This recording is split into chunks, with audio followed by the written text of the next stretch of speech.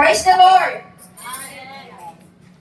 It's been years na hindi po ako talagang tumatayo as dito sa pulpit po ng ganito dahil nasanay na po ako sa mga school then na tumatayo katulad ni Pastora. So, wag po kayong mag-alala dahil kapag ako po yung nagsasalita, hindi po tayo aabutan ng alauna. Joke lang.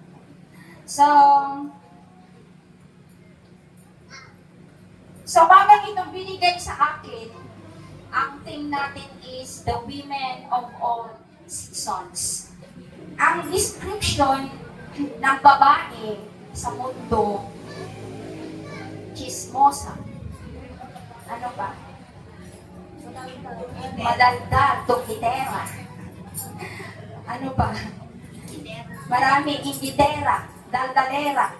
Kaya minsan sa loob ng tahanan, ang mga anak nagagalit sa nanay na masyadong madaldal.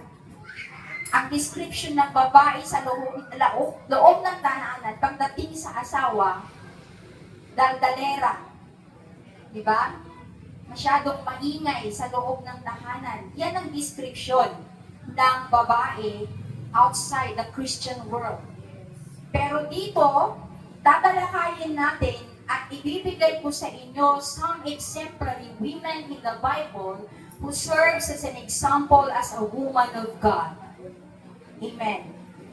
So this morning we are going to talk about the theme, women of all seasons. So we all know, women go through different seasons of life. Meron yung tinatawag nating happy seasons of life. Di ba meron yung time ng babae na lulungkot, pero yung time din na happy siya. Di ba? Lalo na pagtapos na ang lahat ng gawain sa loob ng bahay. So, meron din tayong tinatawag the painful seasons of a woman. Lalo na kapag heartbroken. Di ba? Minsan ang babae talaga masyadong emotional yan kapag nasasaktan, kapag nasisigawan ng anak, kapag nag-aaway silang mag-asawa. Meron yung tinatawag nating painful seasons ng isang babae. Madaling masaktan ang babae. Kasi madaling mabasag ang isang babae. Meron din tayong tinatawag the seasons of waiting. Matiisin ang babae, laging nag-aantay lang, naghihintay. And here comes the seasons of victory. But in every season, women can remain strong, faithful, and trusting God. Tayo po ba ngayon sa umagang ito? Sino sa atin ngayon dito? Mga babae ng Diyos, women of God who are strong enough. Minsan, ang babae ay malaking influence sa loob ng tahanan na kaya niyang dalhin ang kanyang pamilya sa loob ng simbahan. Wala na yung lalaki, di ba? Ang lalaki, minsan, sila sana ang sandalan, pero nababaliktad na ang situation. Because, mas makapangyarihan na ngayon ng babae na magdala ng kanilang buong pamilya sa church. Sila na yung nagiging sandigan upang ang buong pamilya ay sama-sama na magpuri sa Panginoon. Nakikita niyo po ba ang mga churches ngayon na mas marami ang babae? Kung kunti ang lalaki, iilan lang ang lalaki dito ngayon. Brother, lumayas ka muna, hindi ka babae. O, diba? Mas makapangyarihan ngayon ang mga babae sa loob ng tahanan, sa loob ng church, maging sa lipunan. Mas ngayon, ang babae ang tinatagurian na victorious. Likewise, in the body of Christ, women are victorious. This morning, my beloved women, katulad ng sinabi ko kanina, we will look at 5 women or some women in the Bible na magiging encouragement sa atin upang patuloy tayong mag-stand up in the presence of God at dalhin ng church, dalhin ng pamilya natin upang sama-sama na maglingkod. Una, Si Esther. Sino nakakakilala kay Esther? Esther, sabi nila sa iba. Esther naman sa Ilocano. O Esther! May katiman. Yung iba naman Esther. So, tinagurian siyang the woman of courage. Bakit siya tinaguriang woman of courage? In Esther chapter 4 verse 16. Ano ang sabi niya doon? If I perish, I perish. Kung mamamatay ako, mamamatay ako. Ito yung story ni Esther na si Mordecai or si Mordecai na kanya, yung nag-alaga sa kanya, na during that time ay nakikiusap si Mordecai na kay Esther na kung maaari ay hadlangan niya yung lalo ng isang prime minister ng Jews upang ipapatay ang mga Hudyo. So araw-araw nandun si Mordecai sa palasyo, humihingi siya ng awa na kung maaari i-save ang people ng Jews. That time, mga kaibigan, mga kapatid, pumunta si Esther sa palasyo na alam nyo that time, bawal ang babae na tutulog sa palasyo at makiusap sa hari na walang appointment during that time. Kasi manganganib ang buhay ng isang queen o isang reyna na walang patawag ang hari kung pupunta doon. Pero nakita natin si Esther dahil sa pakiusap ni Mordecai to save the Jewish people. Pumunta siya. She clothed herself before the king. At habang naglalakad siya, papunta sa hari, nakita ng kanyang asawa, nakita ng hari, ang kanyang being brave, being courageous. Dahil kahit ano ang mangyari, mamatay man siya, basta masave niya ang Jewish people. So nakita natin doon ang courage ni Esther na kung kahit anong mangyari, okay, brown out, mabuti naman. Mamaypay na kayo. Okay. Ka-blessed natin dahil kahit na brown out, still, dahil ang boses ko medyo malakas din. Parang nasanay na yata. Mas maganda yan para marinig natin yung mga, kung may nagkukwentuhan dyan, makinig muna kayo dito. Kasi kung ginagamit natin ang microphone, hindi nakikinig ang mga women. Ayan, maririnig mo kung nakakonsentrate sila o hindi. So, balik tayo kay Esther. Yung sinabi niyang, if I perish, kahit anong mangyari, mamatay man ako ngayong araw na to, basta may dulog ko ang aking adhikain sa hari na ma-save ang Jewish people. That time, mga kaibigan, the Jewish people has been saved. Binigyan ng hari ang kahilingan ni Esther na ma-save ang mga Jewish people. So Esther was brave. Even in danger. Alam mo ko na. Baybayan yun. Sino dito yung tinawari ang brave? Brave po ba kayo? Bravo! Wino, bravo kayo lang dinilala kayo. Okay, hello. Mic testing, hello. Sana sa umagang ito, mga kapatid, mga kaibigan, mga tulad kong mothers sa loob ng tahanan at sa loob ng iglesia, magiging brave po tayo. Walang babaeng talunan. Amen? Ipapayag niyo po bang matatalo kayo? Minsan natatalo natin ang kakayahan ng mga lalaki. Kaya nating magkarpintero, kaya nating buhayin ang ating anak kahit wala sila, kaya nating maghanap buhay, kaya nating maging masaya kahit walang lalaki sa buhay natin. Amen. Sino dito ang walang boyfriend, walang partner in life? Okay. We are brave, amen. Dahil pinagpapala ng Diyos ang mga babaeng nasasaktan. Amen. But actually, talagang tayo ginagamit ng Diyos sa mga babae sa lahat ng kaparaanan. That's the life of Esther. she serves as an instrument to save the people sa kanilang lugar. Para hindi tayo magtagal, doon tayo kay Ruth. Pangalawang example from the Bible. Who is Ruth anyway? Si Ruth, tinagurian siyang a woman of loyalty. Noong sinabi niya, noong nagkaroon ng disaster sa kanilang family, namatay ang kanyang asawa, maging yung kanyang bina na si Naomi, namatay din yung kanyang asawa, si Naomi, Ruth, and Orpah, magkakasama yun, kapangalan ko yun eh. Namatay lahat ng kanilang partner in life. Si Orpah lumayo, but si Ruth, she stayed sa kay Naomi. In Ruth chapter 1 verse 16, ang sabi ni Naomi sa kanya, umalis ka na, pumunta ka na sa ibang lugar, maghanap ka na ng kapartner mo, hayaan mo na ako dito mamatay na mag-isa. Pero anong sabi ni Ruth sa kanya? Wherever you go, I will go. Wherever you stay, I will stay. Ano ang ibig sabihin nito? What is the implication of Ruth in our Christian life? In literal, kay Naomi. Dito, he remained faithful and loyal.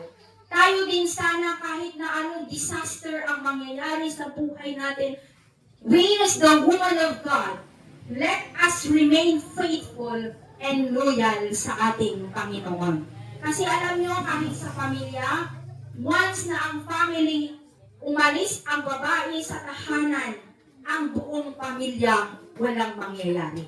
Mas mainam kang lumayas ka na lalaki sa pamamahay, kayang-kayang mabuhay ang tahanan.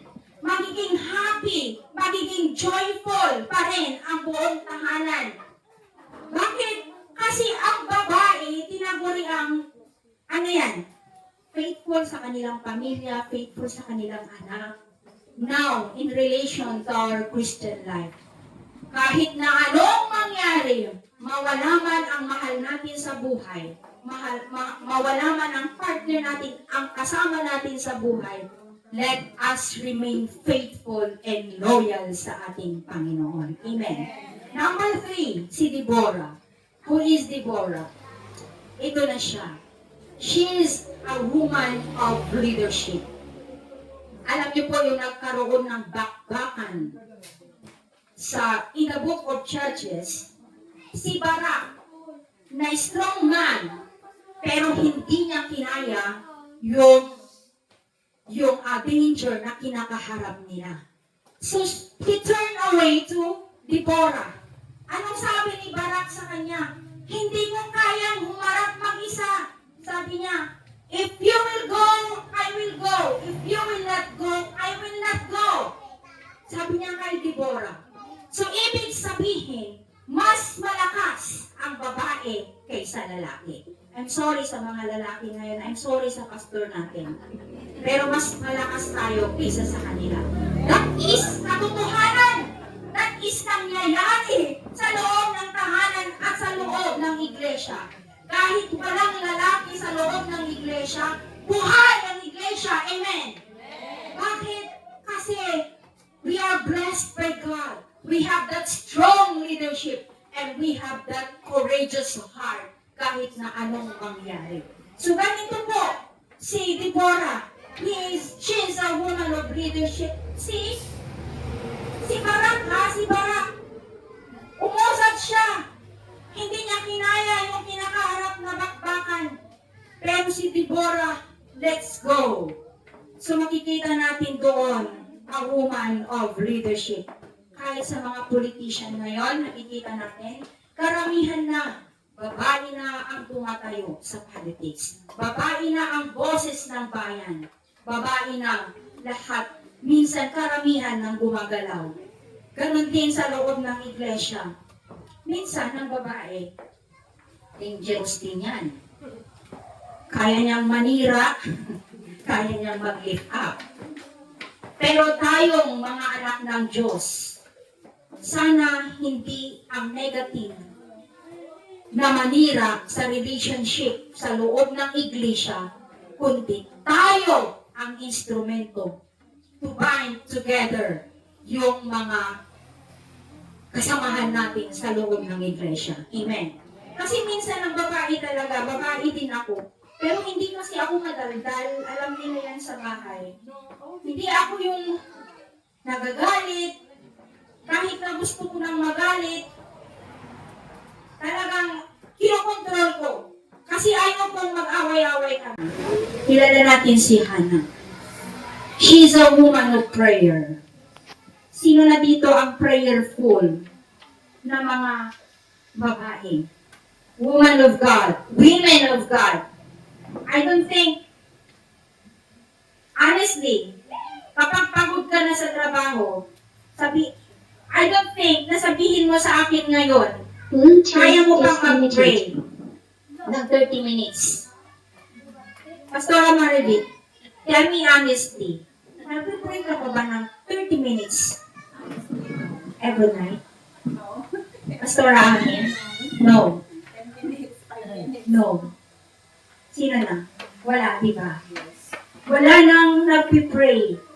But Hannah here encouraged us na kailangan sana tayo na natiling manalangin sa ating Panginoon. Who among you here praying for their kids? Sino po?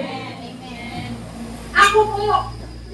Si Kenneth noon, kahit pamangkin ko yan, si Kimberly, si Jasper, ang hirap ko silang inalagaan, hirap namin silang inalagaan, pinalaki. Grabe ang ugali ng mga yan. Pero halos iniiyak ko sa Panginoon, Lord, meron na yung time noon, sinurinder ko na sila sa Panginoon. Kahit si Jasper yan, natutong magnakaw yan noon sa store ni Sister Lona. Napabayaan ko yan noon. Pero kahit nalayo ako sa anak ko noon, I prayed for him.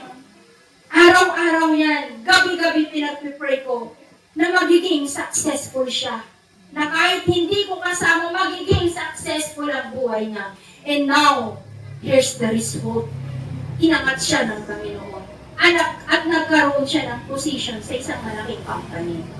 At yan ang lagi kong pinag-pray sa kanya. At kahit sa atin, kahit maliit pa yung anak mo, yung apo mo, meron kang responsibility for them to pray for their successful life in the future. Kasi hindi tayo mga sarili. Dapat tayong mga anak, mga babae, mga women, we are women. We should pray and we should learn from the life of Hannah. Taimtim na nananalangin, laging taimtim na nananalangin. Sa 1 Samuel chapter 1 verse 27, sabi niya, I prayed for this child and the Lord granted her request. Gusto niyo bang mag-grant ang request natin sa Panginoon? Ituloy niyo ang ipag-pray. Hindi lang ang ating anak, maging ang pamilya natin kasama sa ating mga prayers. Minsan, dahil sa pagod, hindi lang sa pagod minsan. Mga ina, mga mothers, hindi ako naniniwala na 16 hours, 8 hours kayong nagtatrabaho. Kasi pagkatapos kayong maglaba, magluto, may oras pa rin. Pero sa nakikita ko ngayon, dahil sa lakas ng power ng social media, kahit mga ina ngayon, they are engaged totally in social media. Halos 8 hours a day nagsi-cellphone. Totoo yan. Aminin niyo man o hindi, dahil gawain ko. Hindi, kasi meron din naman akong reason kung bakit ako humahawak ng phone. Pero, hindi ko hinayaan na ang prayer time ko ay mawala. Meron akong hiniling sa Panginoon.